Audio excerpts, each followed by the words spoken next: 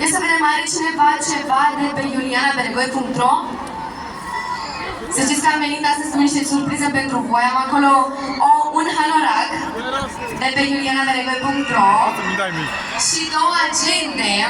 Două poți să mi dai mică. Urmează foarte curând să lansăm o colecție nouă, dar până atunci am venit cu aceste cadouri pentru voi aici. Da. Dacă vreți să câștigați... ce drăguț! Carnețel cu mine, ce dulce! Dacă vreți să câștigați un hanorac sau o agenda, trebuie să răspundeți corect la o singură întrebare. Ia să vedem.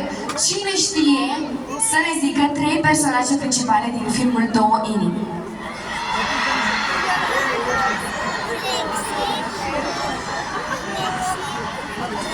Nu sau... Ok, deci...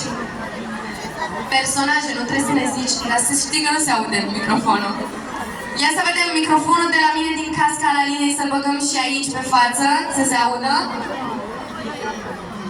Deci, nu trebuie să ziceți cea lui Iuliana Beregoi, trebuie să ziceți exact cum ne chema în film. Ia să vedem, știe cineva? Lexi, Sophie și Zen. și Zen, mamă! Cum te numești? Mă numesc Adania. Să facem gălăgie! Ești o dulce! Ia să vedem.